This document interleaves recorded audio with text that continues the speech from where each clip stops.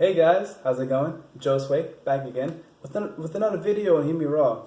And today I want to talk about, as you can see the title, why you should never, ever, ever stop pleasuring yourself. Why would you want to stop pleasuring yourself? Why, right? Why would you want to stop? Now I have a question. When you read the title, what was the first thing that came to your mind when I talk about pleasuring yourself? Now pause the video here and go in the comment section and write what the first thing that came to your mind was when I mentioned pleasuring yourself. I'll wait. Alright, so what'd you put?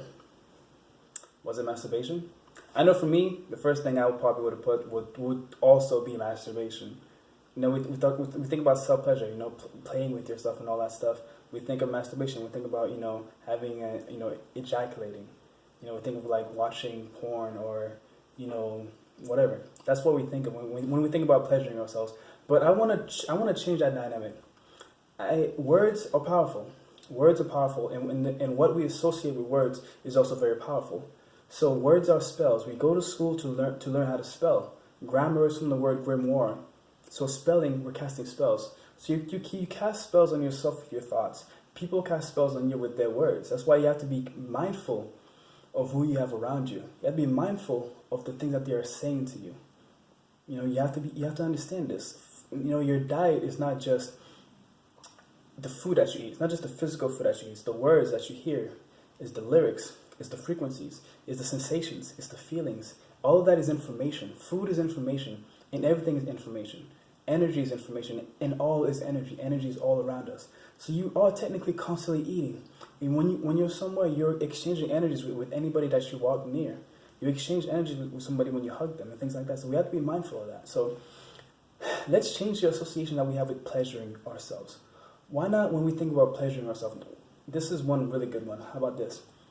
Pleasuring yourself would be if within you, someone asks you something, and from within you're thinking, okay, no, I cannot do this. This would not be good for me at this moment.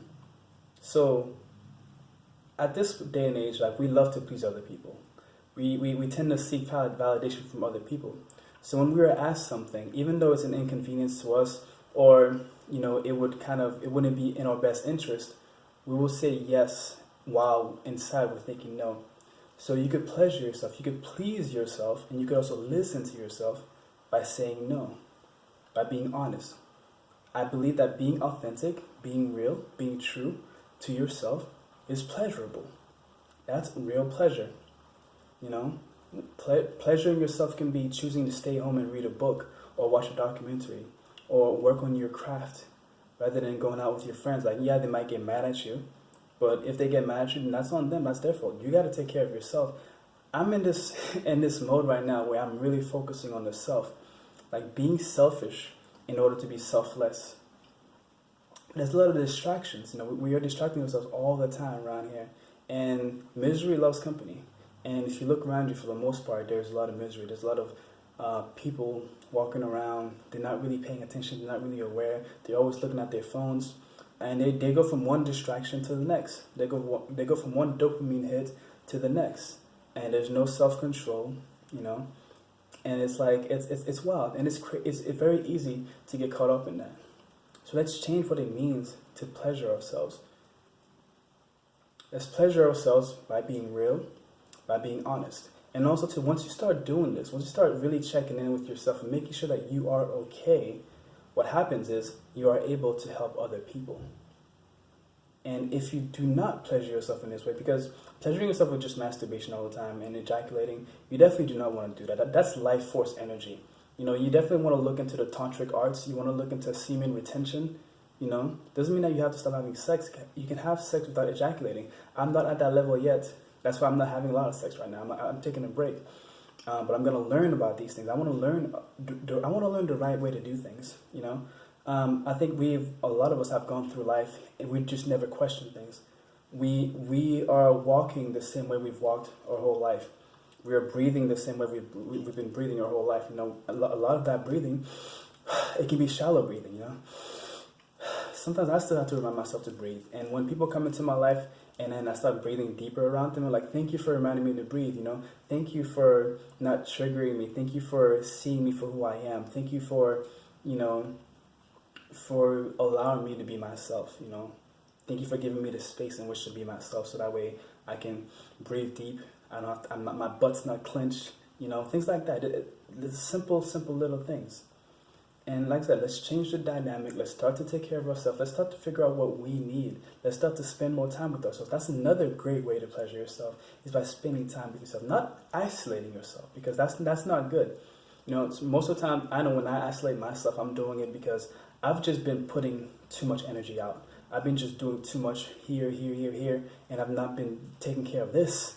I've not been going within, you know, I've not been going out to nature. So then I tend to I'll isolate myself. I was like, you know what, forget the world, and leave for a little bit. I'll come back, of course, but you don't want to, you want to do your best not to get to that point.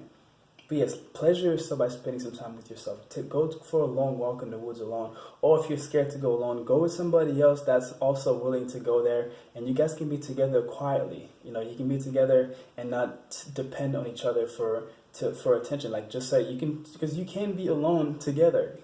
You can meditate together. You can be at peace together. You know, it's the codependency thing. It doesn't have to be all the time. You know, so yeah, do what you gotta do, but make sure you spend some time alone.